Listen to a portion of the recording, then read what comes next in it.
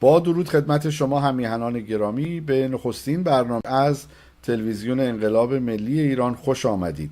ما همونطور که از نام برنامه پیداست جمعی از فرزندان زاگرس هستیم، مردمان زاگرس نشین و بخشی از ملت بزرگ ایران که در ماه‌های گذشته تصمیم گرفتیم با وجود اینکه هر کدوم از ما در جایی از این جهان زندگی میکنیم و در پس انقلاب شوم 57 مانند میلیون ها تن از مردم ایران، ملت ایران قصد کوچ و خودتبعیدی رو گرفتیم برای اون جهنمی که پس از 57 برای ما ایجاد کردند و درست کردند. به همین واسطه هر کدوم در جایی از جهان زندگی میکنیم، اما ایران، مردم ایران، ملت ایران و کشور ایران، مام میهن ما رو به هم پیوند زده و جدای از این مسئله، این وظیفه ملی که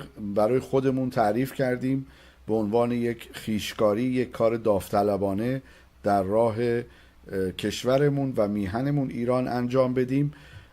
ما جمعی از ایرانیان کرد و زاگرس نشین ملیگرا، برای این میگم ملیگرا که در جمع ما هم پادشاهی خواه هست هم جمهوری خواه، اما همونطور که گفتم ایران ما رو به هم پیوند زده، دست همکاری به هم دادیم و در زمان کوتاهی، در یک بازه زمانی چند هفته‌ای، ده ها تن از ما همدیگر رو پیدا کردیم و دست همکاری و همیاری به هم دادیم در همون چارچوب همکاری ملی که شاهزاده رضا پهلوی شهریار ایران بر اون تاکید داشته و دارند. با همدیگر تصمیم گرفتیم که این همکاری رو پیش ببریم و خوشبختانه تونستیم که در یک دیدار تاریخی با شاهزاده رضا پهلوی بخشی از اون چیزی که به نظرمون میرسید درد دل بود و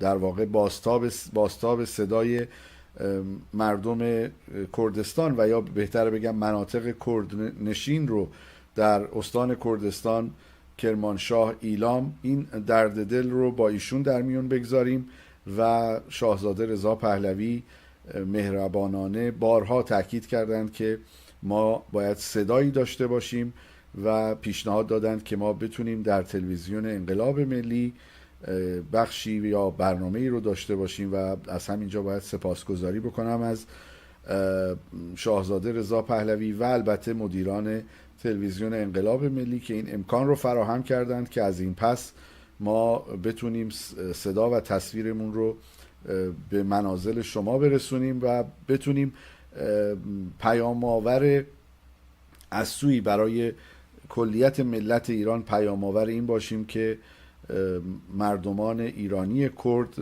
نه تنها در واقع اون چیزی که به دروغ خواسته شده که در این سالها این تصویرسازی بشه به دروغ، نه تنها اونها خواهان جدایی، زبانم لال این رو بگم، خواهان جدایی از ایران نیستند، بلکه ایرانی تر از هر ایرانی خودشون رو میدونند و ما فرزندان زاگرس و فرزندان مناطق کرد نشین بازتاب دهنده صدای ایران دوستی و ملیگرایی اونها هستیم و سعی میکنیم که باشیم.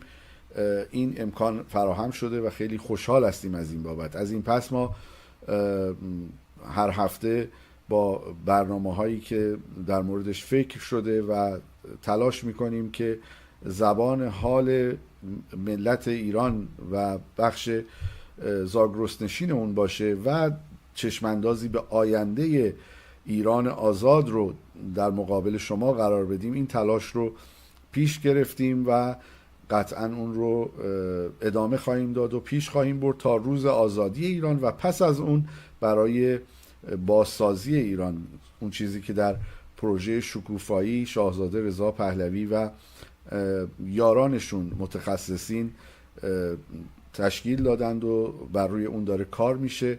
ما پس از سقوط رژیم و آزادی ایران کارمون تازه شروع میشه. ما که میگم یعنی ما ملت ایران، از این رو هستش که ما در واقع در این لحظه که در حال نبرد هستیم این نبرد رو پیش میبریم و پس از اون تازه کار آغاز میشه برای بازسازی ایران عزیز.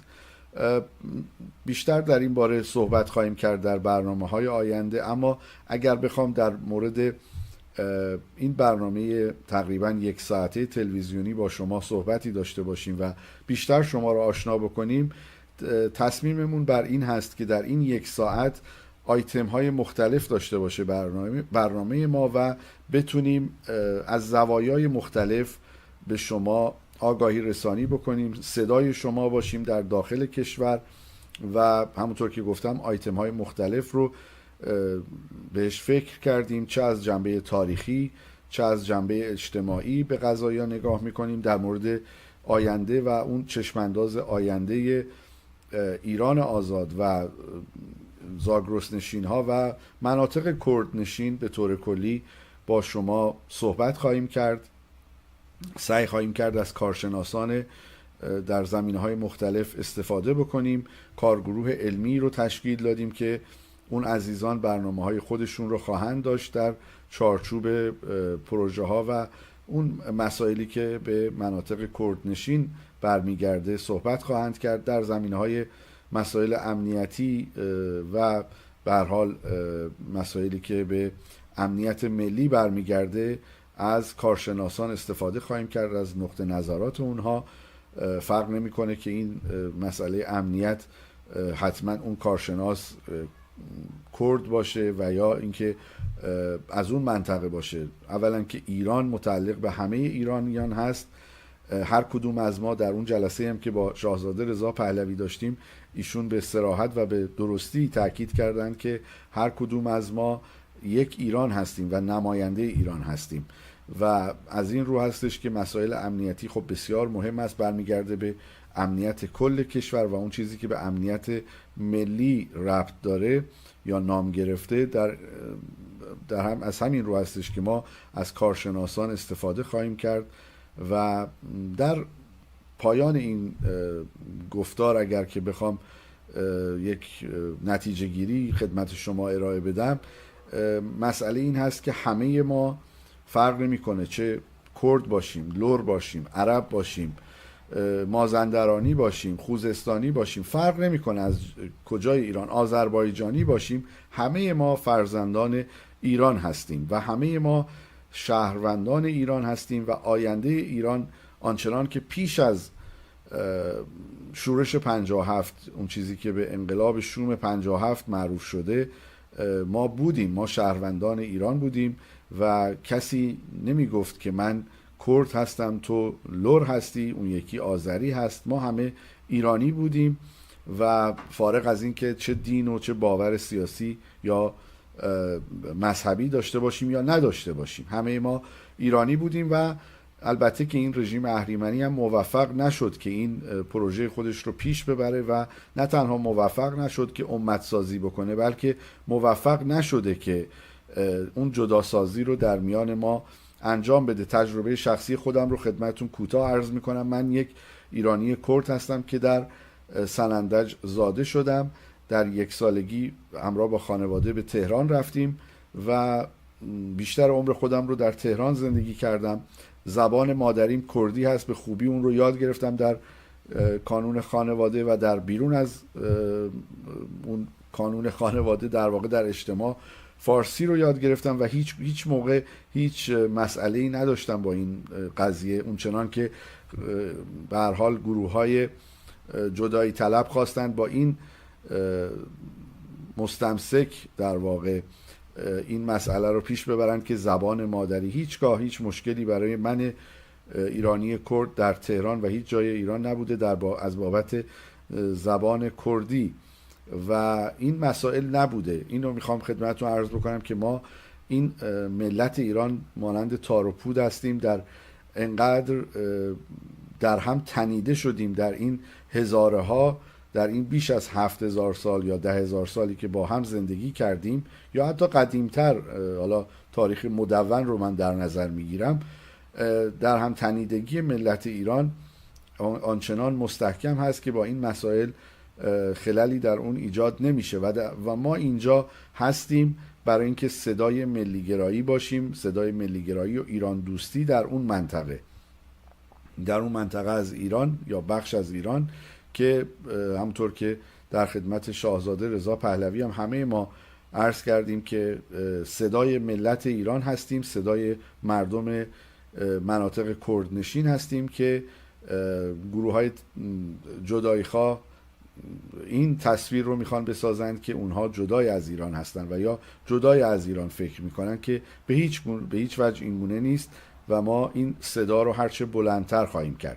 در این برنامه ها امیدوارم که ما رو دنبال بکنید هر هفته و بتونیم صدای رسای ملیگرایی و ایران دوستی رو هرچه بلندتر بکنیم. اگر که مایل باشید از طریق‌هایی که اعلام میشه میتونید با ما در تماس باشید و در واقع به ما بپیوندید، به این گروهی که هر روز داره بزرگتر میشه، دختران و پسران، مردان و زنان ایرانی کرد و زاگرس نشین به طور کلی از لرستان و آذربایجان بگیرید، فرقی نمیکنه، همه ما شهروندان ایران هستیم و قصد داریم برای یک ایران آزاد و یک ایران آباد از امروز دست در دست هم باشیم، فارغ از این که چه باور و یا بینش سیاسی داریم یا مذهبی، همه ما شهروندان ایران هستیم.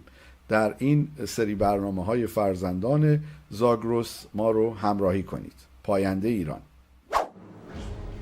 وقتی که من میگم کشور ایران، هر کدوم از شما مالک کل اون مملکت. کرد هستم، ایرانی کرد، ولی امروز و تا اطلاع ثانوی فقط ایرانی هستم. یارستانی هستم منم و یک فرد پادشاهی خواهم. هم جبهه هفت آبان، هم کردهای خراسان در خدمت منافع ایران و پشتیبان حضرت علی است. دغدغه من بوده که در این سالها فعالیت داشته باشم، به صدای مردمم باشم. یکی از کردهای مسیحی که به عنوان یک سرباز کوچک قرار بگیرم. از این فرصت استفاده بکنم و درباره همین گروه‌های مسلح و تروریستی صحبت بکنم. به نوعی مردم کردستان رو گروگان گرفتن. گروه‌های مسلح تروریستی ضد کرد به خاطر اینکه مردم از قشر ضعیف اقتصادی میان، راحت میتونن با یه هزینه کم اینا رو جذب بکنن. آدمایی که سالهای سال با همکاری سپاه و گروه‌های مسلح مواد شیمیایی وارد ایران میکنن، تو آشپزخونه‌هاشون قرص‌ها و اون شیشه و این چیزا رو دوباره همون مسیر برمیگرده میره کشورهای منطقه. از بعد به تأسیس این نظام خب تبعیض آنن شروع شد. تبعیض جنسی، تبعیض مذهبی، تبعیض قومی. جوان کرد کولبر که الان لیسانس داریم توش، فوق لیسانس داریم، دکتر داریم، داره کولبری میکنه. من الان به خواهرزادم، به برادرزادم دارم نگاه میکنم، نمیدونم آیندهش چیه. طایفه توپکانلو وقتی شما فراخوان دادید در 18 و 19 به خیابان آمدن، 5 کشته دادن. توی دیما هم مردم کردستان میخواستن بیان بیرون، تهدید میشن به بدترین شکل ممکن. این آدم‌هایی هستن که اصلا ایران براشون مهم نیست. تلاش میکنیم که صدای مردم کردستان ایلام کرمانشاه باشیم که گروگان این تجزیه طلبان هستن، ولی ما اجازه نخواهیم داد. بحث سر چیه؟ کدوم بخشی از این روند دموکراتیک مشخص نیست که یه عده باش مشکل دارن یا زاویه دارن، مگر اینکه یه قدرت طلبی هایی در کار باشه که اون بحثش جداست، یا سهم خواهی به قولشون. متاسفانه گروه ضد کرد بجز سوء استفاده از بچه‌هامون، بجز کشتن بچه‌هامون از دهه 60 تا الان بارها مادرکشی کردن بدون هیچ پاسخگویی و جوابگویی. بیان الان نیروهای تجزیه طلب بیان از این مسئله سوء استفاده بکنن، بگن آره ما میتونیم یک کردستان بزرگ ایجاد بکنیم و بتونیم همه شما رو به مسئله که میخواد برسونیم و در واقع اینطور نیست. ما الان مواجه هستیم با یا یک سناریوی قهقرایی که در آینده کشور میتونه متزلزل بشه، میتونه کار به جنگ داخلی بکشه، به خصوص بر اون کسایی که بحث تجزیه طلبی رو پیش میکشن، یا میتونیم مدافع یک مملکت یکپارچه باشیم که در اون یکپارچگیش که به حقوق تک تکمون میتونیم برسیم. میخوان از سادگی، از سلحشوری کردها استفاده کنن.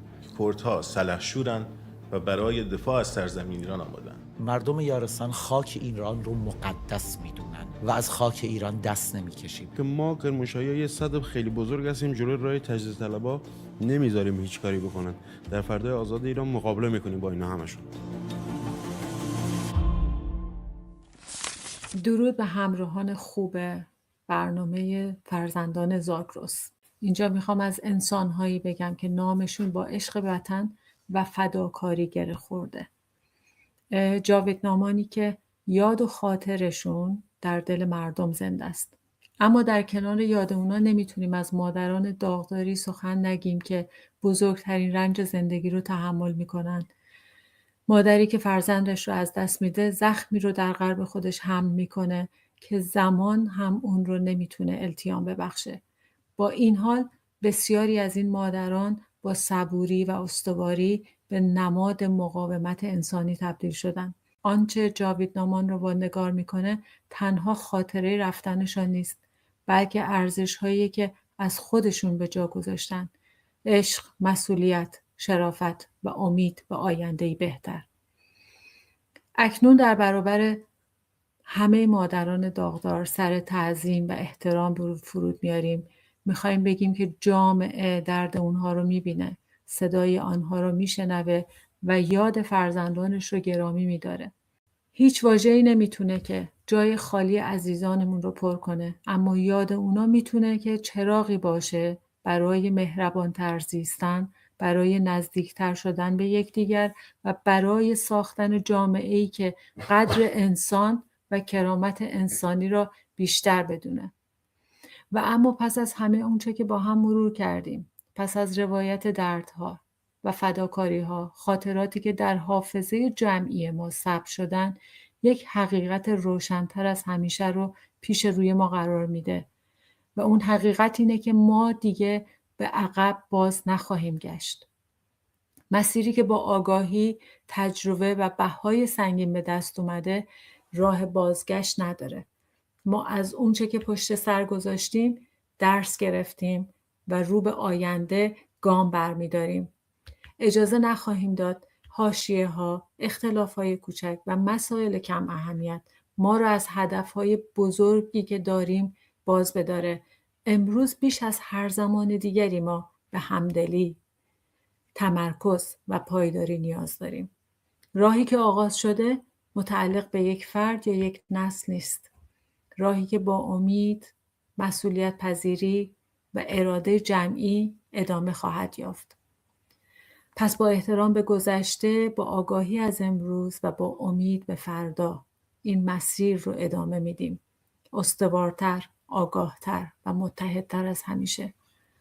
اونچه که امروز اهمیت داره و نباید از اون غافل شد، صداییه که از سراسر ایران برخاست، از شهرها و روستاها، از شمال تا جنوب، از زاگرس تا بلوچستان و تمام نقاط میهن.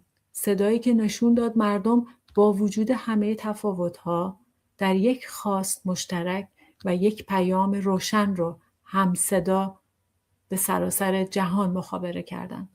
این صدا رو نمیتوان نادیده گرفت و نمیتوان از حافظه جمعی و تاریخی مردم پاک کرد. اونچه که در خیابانها و در میان مردم شنیده شد، پیامی بود که به گوش جهانیان رسید و بیانگر خواست و اراده بخشی از جامعه ایران بود. ممکنه عده‌ای تلاش کنن این واقعیت رو کمرنگ جلوه بدن و یا حتی اون رو انکار بکنن، اما حقیقت نیازی به دفاع نداره. حقیقت در حافظه مردم همیشه زنده است و راه خودش رو پیدا میکنه. وظیفه ما نیز ورود به حاشیه‌ها و جدال‌های بی‌پایان نیست.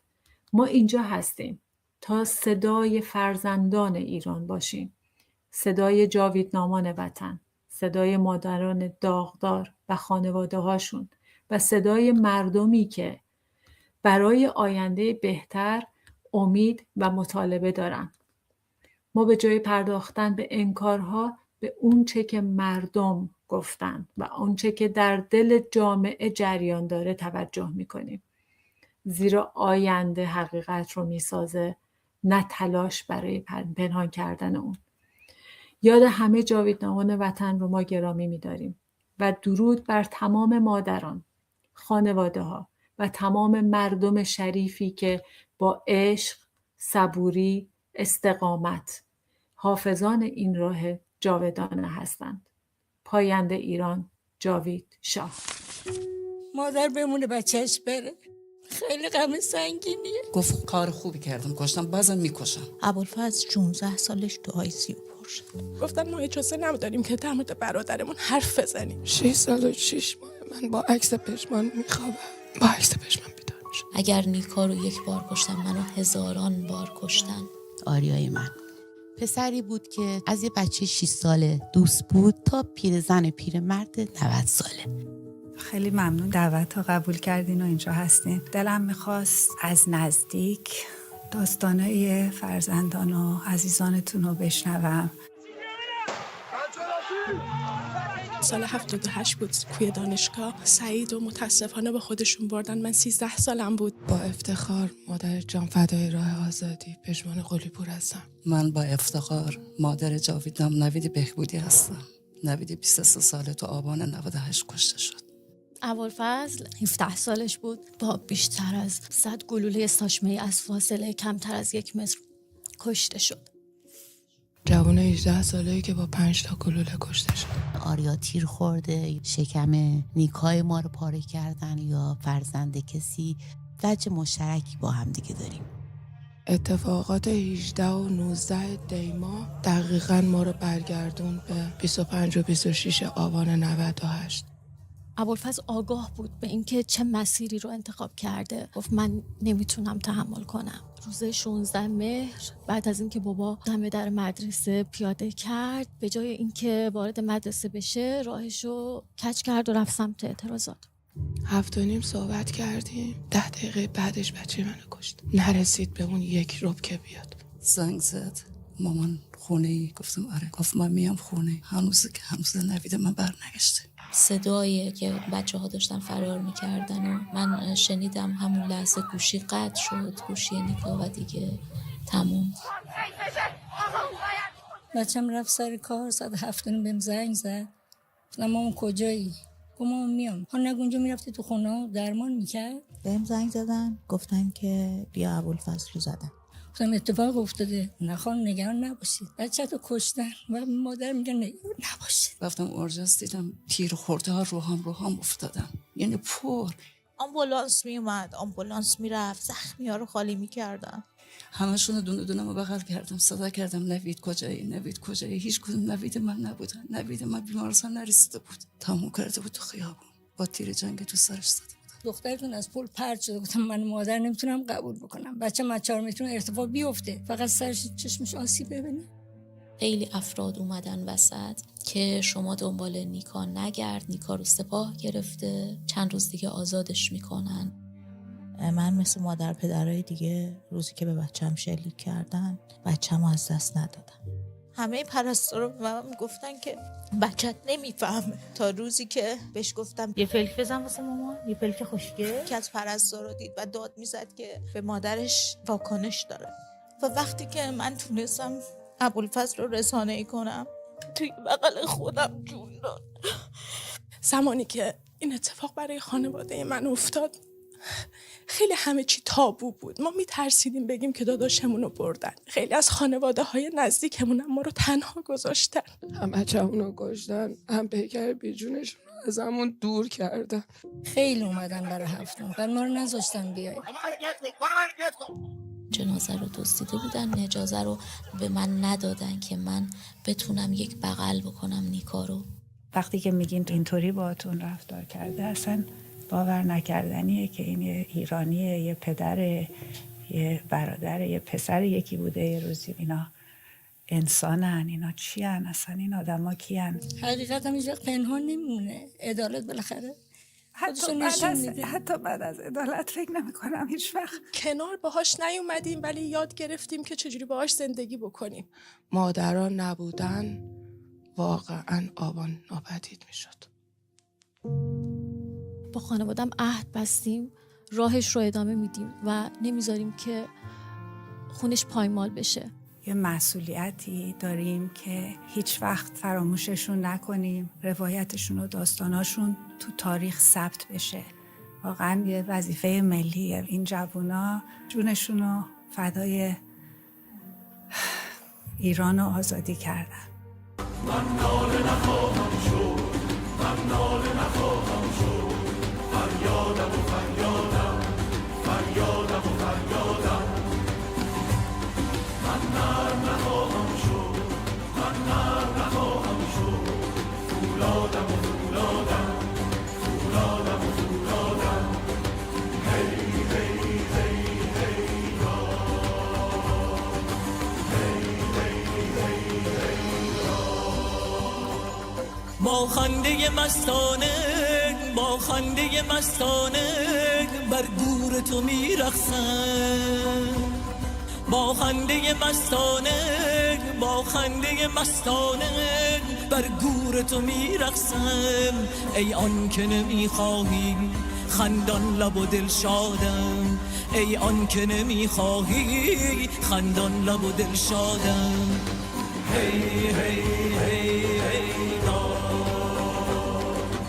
هی هی هی هی دا. درود به همه. من سمیه هستم و از این هفته قراره چند دقیقه مهمونتون باشم. حرفامو میخوام با یه سوال شروع کنم. فکر میکنم خیلیامون سالها درباره گذشتمون حرف زدیم. درباره چیزایی که ازمون گرفته شده. درباره بی‌عدالتی ها. درباره اشتباه هایی که شده. درباره رنج هایی که دیدیم. و خب حق داشتیم درباره همه اینا حرف بزنیم. اما یه سوال هست که احساس میکنم کمتر از خودمون پرسیدیم.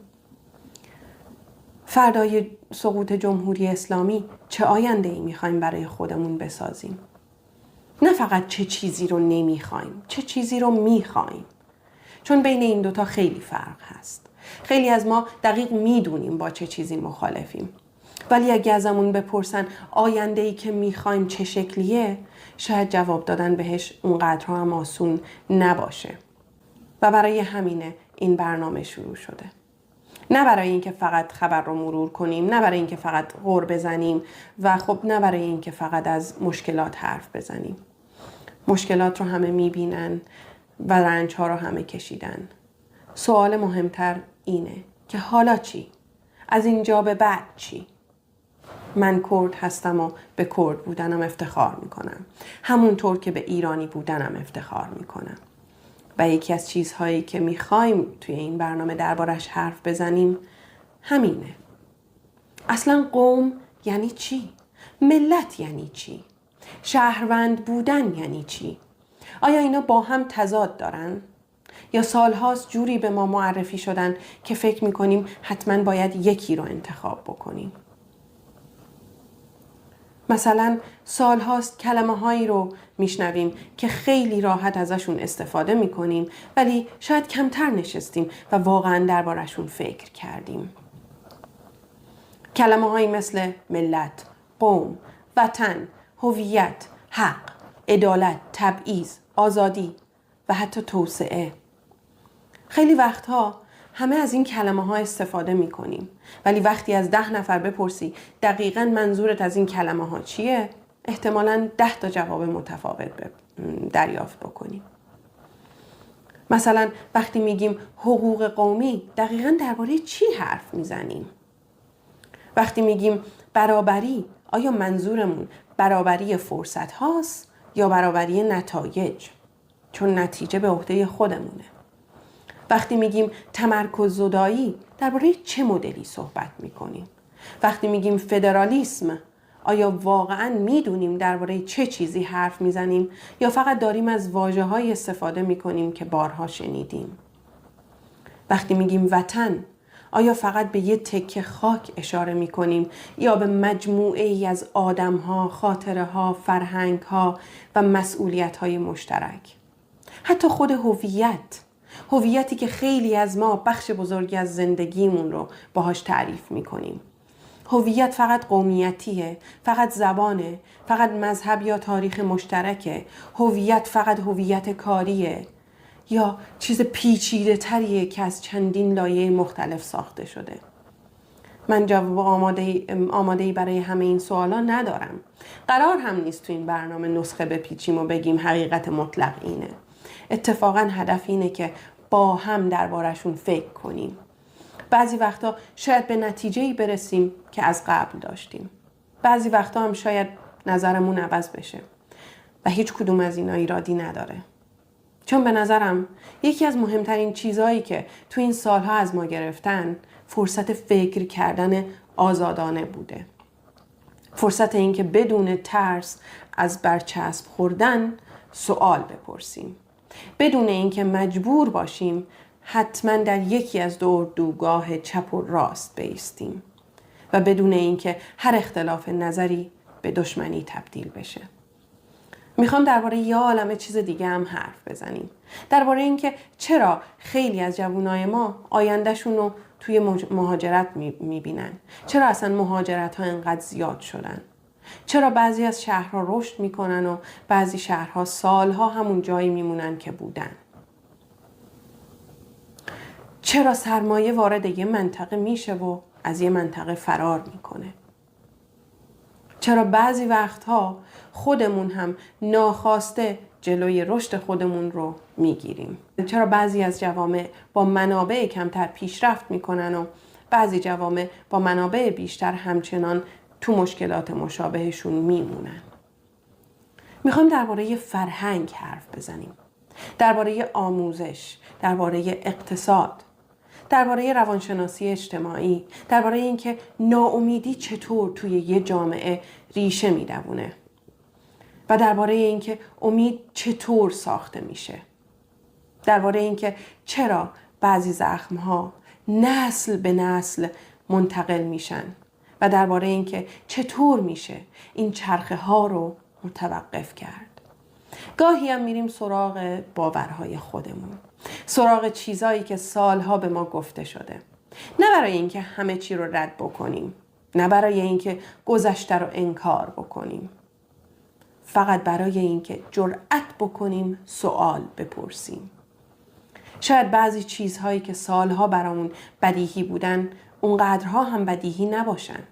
شاید بعضی جوابهای قدیمی دیگه برای سوالهای امروز کافی نباشن.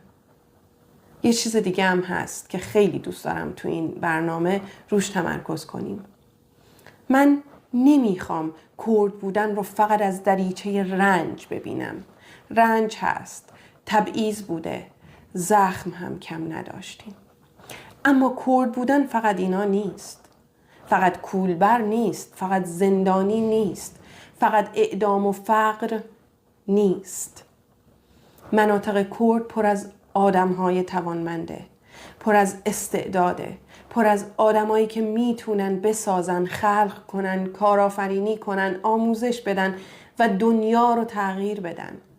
من دوست دارم درباره اون مناطق کردنشین حرف بزنم.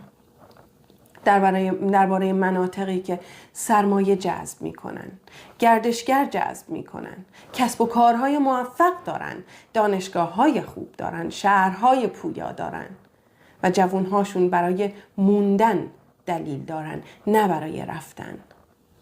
درباره مناطقی که در یه ایران آزاد، امن و باثبات میتونه به موتورهای رشد و توسعه کشور تبدیل بشن. من فکر نمی کنم تغییر فقط از خشم بیاد. فکر نمی کنم فقط با فریاد زدن چیزی عوض بشه. تغییر از آگاهی شروع میشه، از پرسیدن، از یاد گرفتن، از شنیدن، از اینکه حاضر باشیم گاهی حتی عقاید خودمون رو هم زیر سوال ببریم. و شاید مهمترین چیزی که باید مدام به خودمون یادآوری کنیم این باشه: ما محکوم به تکرار نیستیم. محکوم نیستیم همون اشتباه ها رو تکرار کنیم. محکوم نیستیم همون چرخه ها رو ادامه بدیم. محکوم نیستیم آینده رو فقط از دریچه ترس، خشم یا ایدئولوژی ببینیم. میتونیم دوباره فکر کنیم، دوباره سوال کنیم، دوباره یاد بگیریم، دوباره انتخاب کنیم و دوباره بسازیم. و امیدوارم تو این مسیر کنار هم یاد بگیریم، کنار هم سوال کنیم، کنار هم گفتگو کنیم و کنار هم آینده ای رو تصور کنیم که واقعاً ارزش ساختن داشته باشه. شاید همه چیز از همینجا شروع بشه. پاینده ایران. با درود خدمت شما جناب مازیار ابراهیمی گرامی. خوشحالم که در این نخستین برنامه فرزندان زاگرس که از شبکه ماهواره‌ای انقلاب ملی پخش میشه در خدمت شما هستیم. درود بر شما فرزام جان. بی نهایت سپاسگزارم از لطفت و بی نهایت خوشحالم که این اتفاق واقعا خوب افتاد و فرزندان زاگرس تونستن رسانه‌ای داشته باشن و چه رسانه‌ای بهتر از رسانه ملی، رسانه انقلاب ملی ایران که تحت مدیریت دفتر شهریار ایران هست. بله، در واقع میشه یک سپاسگزاری هم کرد از شهریار ایران شاهزاده رضا پهلوی که این مهر رو ورزیدن به ما، که شما هم در اون جلسه حضور داشتید که ایشون بارها تاکید کردند که ما باید صدایی داشته باشیم و در واقع چندین بار در اون جلسه تاکید کردند و به لطف مدیران شبکه تلویزیونی انقلاب ملی این امکان در اختیار ما قرار گرفت که این نخستین برنامه هست. مازیار جان، پرسش هم در واقع به عنوان نخستین پرسش همین هست که چقدر اهمیت داره در این شرایط که شاهد بودیم دیگه، در همون جلسه هم که با شاهزاده در خدمت ایشون بودیم همه ما تاکید داشتیم بر روی اینکه اقلیتی هستند که میخواهند صدای شهروندان ایرانی کرد رو مصادره بکنند و این صدا که از این رسانه داره پخش میشه و این سری برنامه ها که در آینده پخش خواهد شد چقدر اهمیت داره در این برهه تاریخی که ما درش قرار گرفتیم از دید شما؟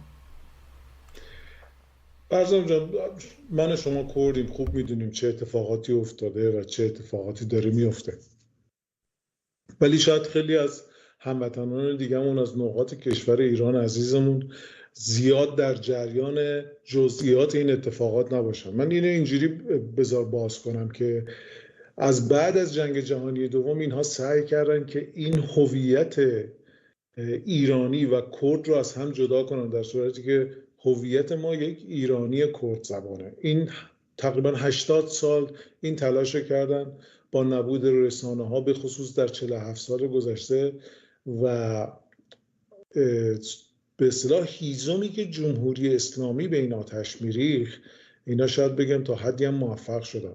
ولی الان در شرایط امروز خب من شما خوب میدونیم که این آقایان و خانم ها صدای مردم تمام مناطق زاگرس نیستن، از جمله استان گورستان که من شما از اون استان میام، و صداهای دیگه اونجا هست، خواسته های دیگه اونجا هست، مانند خواسته های بقیه و خواسته که در تمام ایران شنیده میشه. و حالا من به عنوان پادشاهی خواه، شما به عنوان پادشاهی خواه، دوستان دیگه جمهوری خواه هستن ولی هیچ اعتماد و اعتقادی به این گروه ها ندارن و سعی میکنن اینا رو یک جوری کنار بزنن و اون واقعیت ها رو نشون بدن که خیلی هم عالیه. ولی این تلویزیون چه نقشی میتونه در این شرایط داشته باشه؟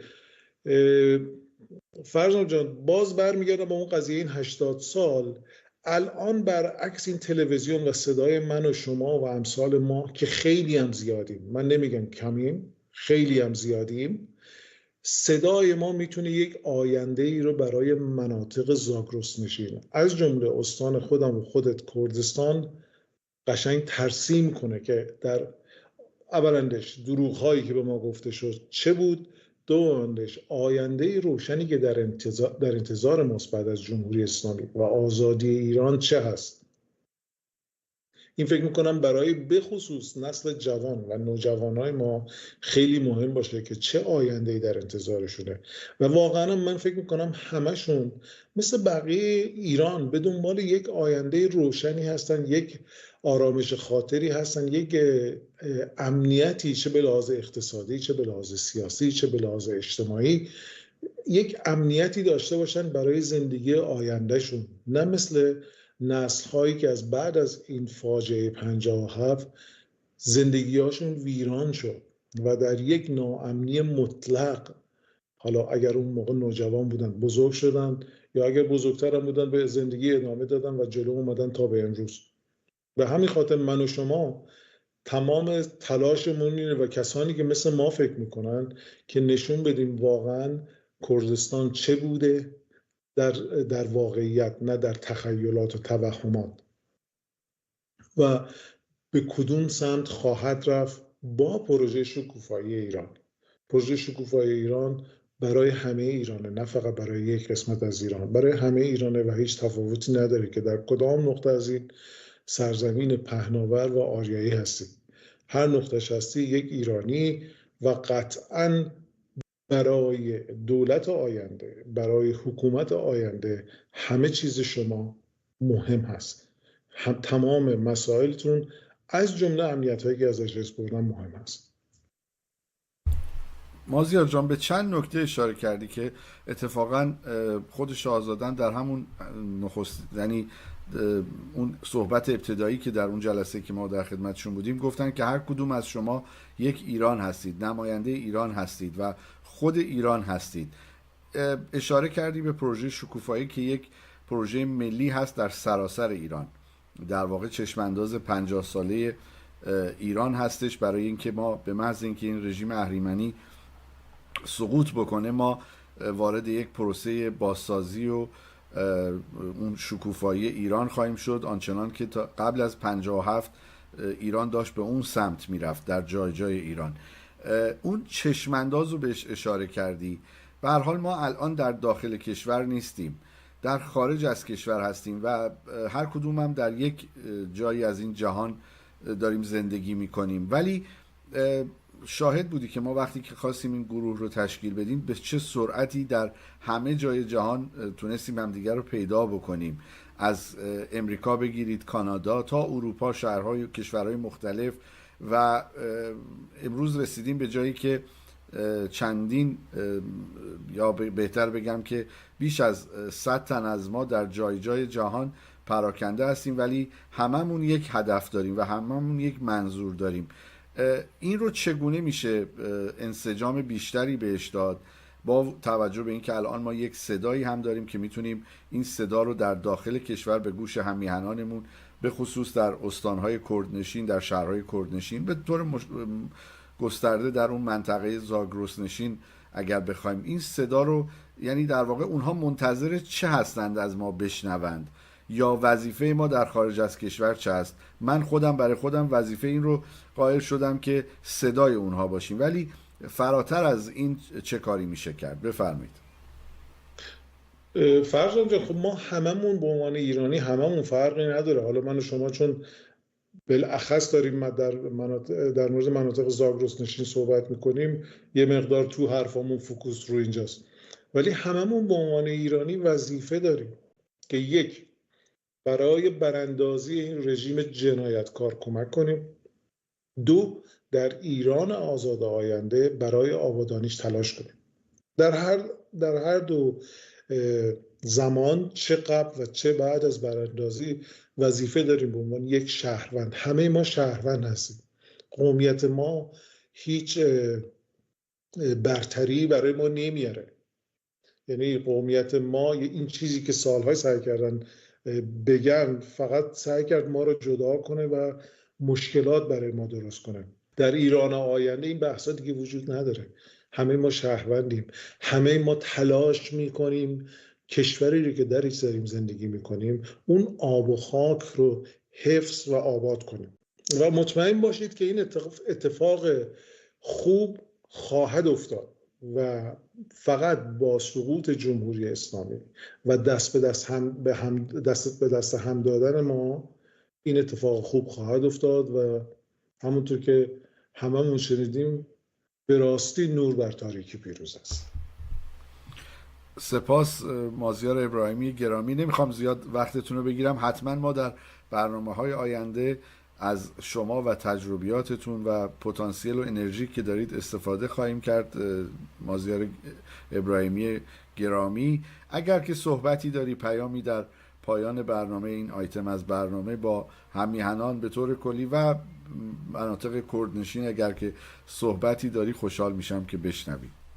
ممنونم از شما. میخوام تشکر کنم از دفتر شهریار ایران و گردانندگان تلویزیون انقلاب ملی ایران و تمام کسانی که این فرصت رو به وجود آوردن برای فرزندان زاگرس که صحبتاشون اینجا بکنن و برخلاف اون تصاویری که سعی شده 80 سال مردم این مناطق نشون داده بشه، واقعیت ها رو بیان کنن و بهشون این امیدو بدن که پس از سقوط حتمی جمهوری اسلامی که این اتفاق بی برو برگرد خواهد افتاد، گرچه این آقایون و خانم‌ها سعی میکنن الان این یأس رو به وجود بیارن که دیدید ترامپ جا زد اینجوری شد. نه همچی چیزی نیست.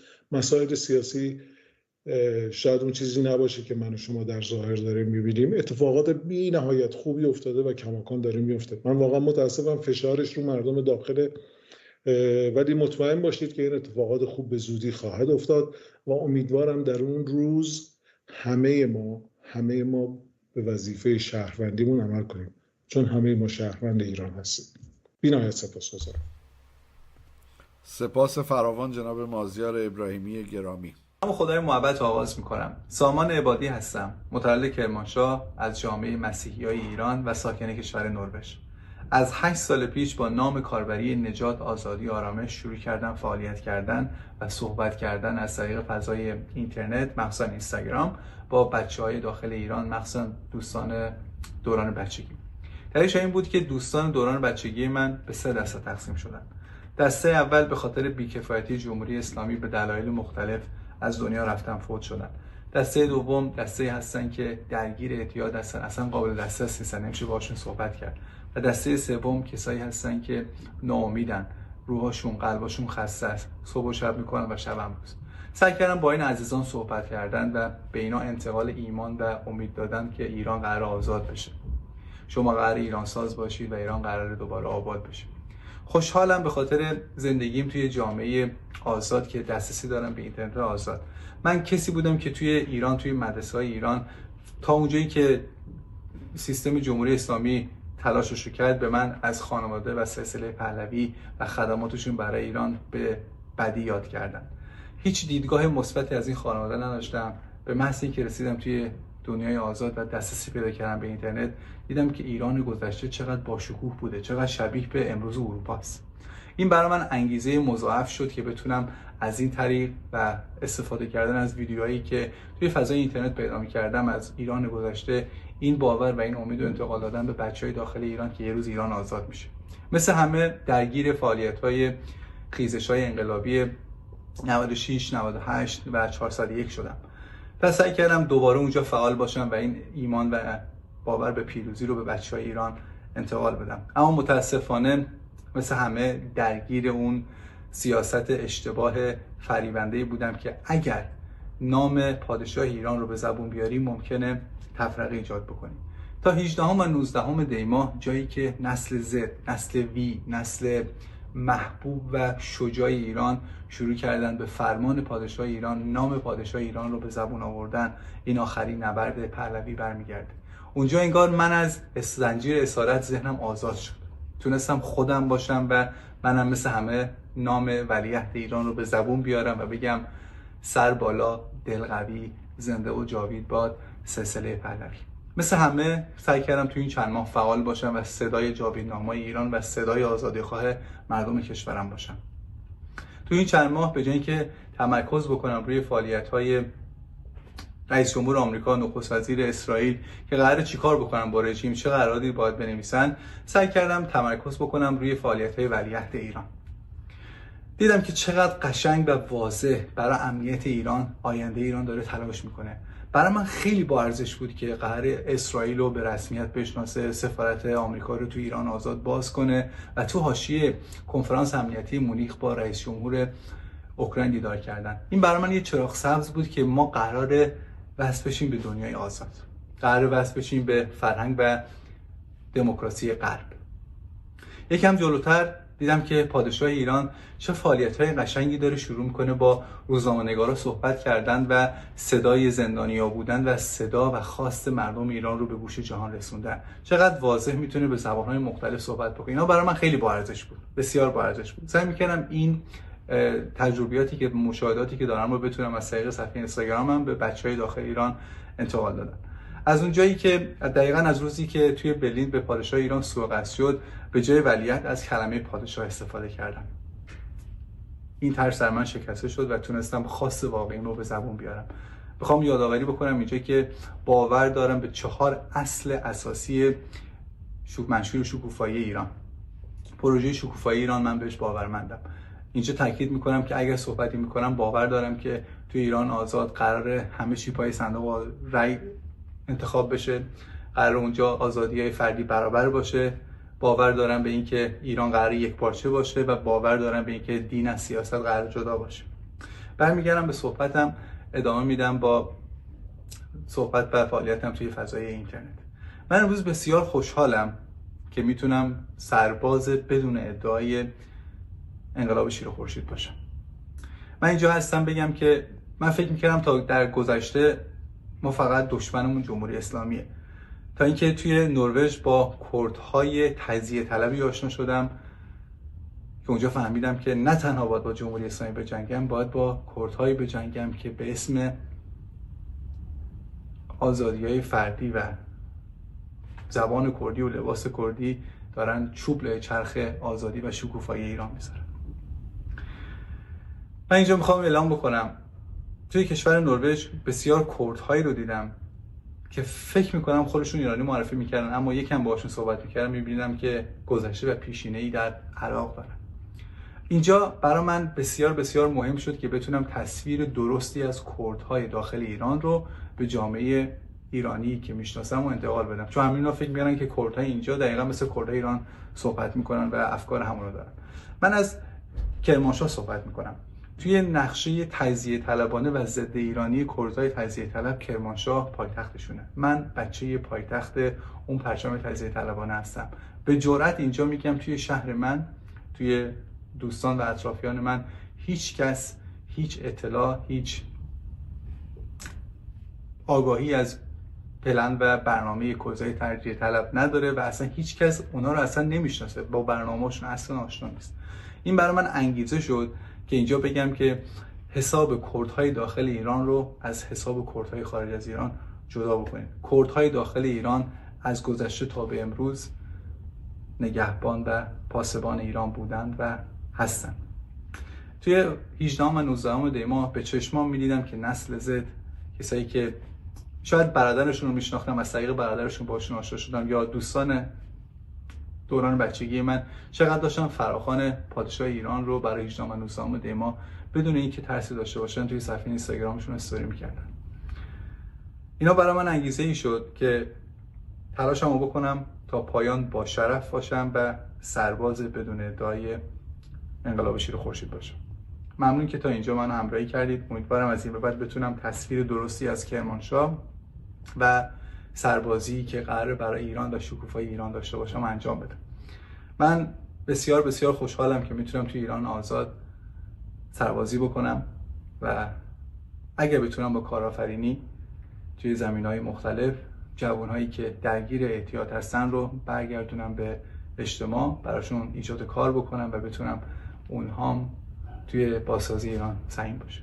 این رویای منه که توی این سالا براش تلاش کردم که هر آنچه که نیاز هست رو در خودم پرورش بدم که بتونم توی ایران آزاد کمک بکنم به جوانهایی که درگیر اعتیاد هستن و به جوانهایی که امیدی ندارن و روحاشون خسته است و استخوانشون پوسیده. سرم بالا، دلم قویه، بلند میگم زنده و جاوید باد سلسله پهلوی. هموطن درود. من نیشمان هستم و با اولین قسمت زاگرسکست اینجا با شما. اینجا قراره ما با هم درباره موضوعات مختلفی صحبت بکنیم. موضوعاتی که به زندگی من و به زندگی شما مربوط میشه. اینجا میخوایم درباره گذشته صحبت بکنیم برای اینکه حال الانمون رو درک بکنیم و آینده بهتری بسازیم. قرارم نیست برای هیچ کدوم از اینا متخصص باشیم. لازم نیست تاریخدان، جغرافی شناس یا جامعه شناس باشیم. همین که شهروند مسئولیت پذیر باشیم و دغدغه زندگی خودمون و هموطنانمون رو داشته باشیم کافیه. من اینجا هستم برای اینکه با شما یاد بگیرم، از شما بشنوم، درباره خودمون صحبت بکنم و این برنامه شماست. قرار نیست من همیشه اینجا بشینم، صحبت بکنم و شما گوش بدید. این یک رابطه دو طرفه خواهد بود که به زودی این پل ارتباطی مطمئنم خیلی محکم شکل میگیره. زابروسکست جایی هست برای دغدغه‌های شما، برای شنیده شدن صدای شما، مخصوصاً نسل نوجوان و جوان ایرانی و به طور ویژه برای جوانها و نوجوانهای منطقه زاگرس. اینطوری نیست که چیزایی که اینجا دربارش حرف میزنیم فقط مختص اون منطقه باشه. ما قراره از جزء به کل برسیم. ما قراره ببینیم که چطور میشه توی هر روستا، توی هر شهر، در گوشه و کنار ایران آزادی، آسایش و رفاه رو آورد برای اینکه همه ایران، همه ایرانی‌ها در آزادی، آسایش و رفاه زندگی کنن.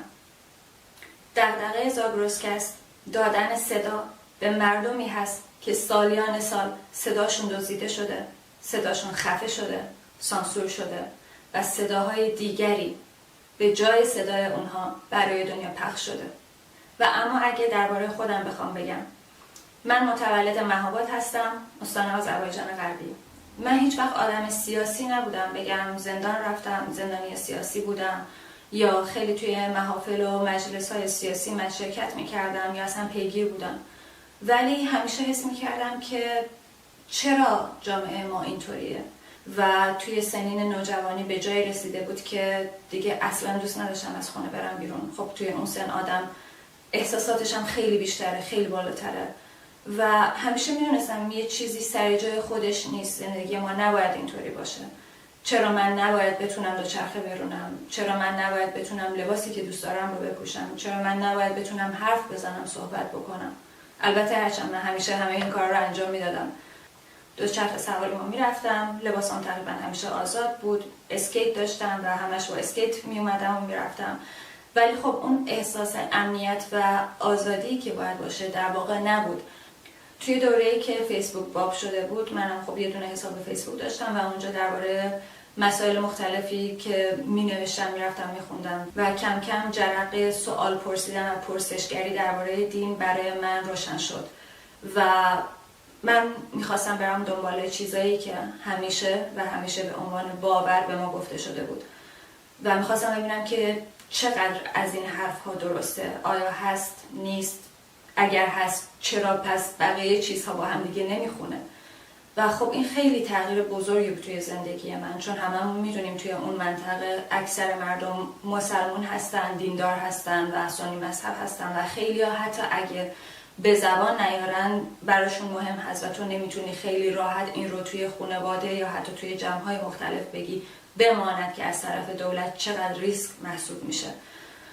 یادم هست که یک بار توی کتابخونه که بودیم درباره مسائل دینی حرف میزدیم با بچه‌ها و فردای اون مسئول کتابخونه اومد و گفتش که اگر یک بار دیگه بیاین توی نمازخونه و جلسه بذارین همتون رو توی گونی میکنیم و میبریم. و این هشدار آخر بود برای اینکه ما درباره دین حرف نزنیم. در کل همه اینها گذشت و من فوق لیسانسم رو شروع کردم، اما یک روزی به یک جایی رسید که گفتم من نمیتونم اینجا ادامه بدم. من دیگه نمیتونم با فشار و استرس زندگی بکنم. من نمیتونم برم توی جمع‌های مختلف بشینم اما فقط شنونده باشم و نتونم صحبت بکنم به خاطر اینی که میان منو میکنن تو گونی میبرن یا ترس از جونم باشه. من نمیتونم دیگه اینطوری ادامه بدم که با خیال راحت نتونم توی خیابونا باشم. من نمیتونم با حقوق نابرابر زندگی بکنم. و این نتونستنها و این فشارها جمع شد تا جایی که من تصمیم به مهاجرت گرفتم. توی تقریبا این 9 سالی که مهاجرت کردم ایران همیشه توی قلبم بود، همیشه توی ذهنم بود. هیچ وقت من فکر نمی کردم که انقدر ایران و مردم ایران برای من مهم باشن. راستش اولین باری که به حس ایرانی بودن و به ایران و هموطنام افتخار کردم از ته دل و با جرأت توی دوران 1401 بود. وقتی که مردم ایران، کل ایران، برای یک دختر ایرانی کرد زبان به پا خواست. هیچ کسی نپرسید که این دختر بچه کیه، این دختر از کجا اومده. همه گفتن فرقی نمیکنه، این یک ایرانیه و برای هیچ ایرانی نباید این اتفاق بیفته. از همون جایی که جلوی بیمارستان کسری مردم تهران اومدن و اعتراض کردن و حتی این رو من با افتخار پیش همه آلمانی ها میگفتم. خیلی ها از من میپرسیدن که چرا به ایرانی بودنت انقدر افتخار میکنی؟ گفتم به خاطر این مردم، به خاطر مردمی که اونطور پشت همدیگه در اومدن با وجود این که گلوله بود، ساچمه بود، زندان بود، اعدام بود. و واقعا بخوام صادق باشم، بعد از 1401 بود که من با جرأت و با صدای بلند گفتم من ایرانیم و افتخار میکنم به اینی که ایرانیم. افتخار میکنم به اون خاک، افتخار میکنم به مردم اونجا. ما ایرانی ها بی نظیریم.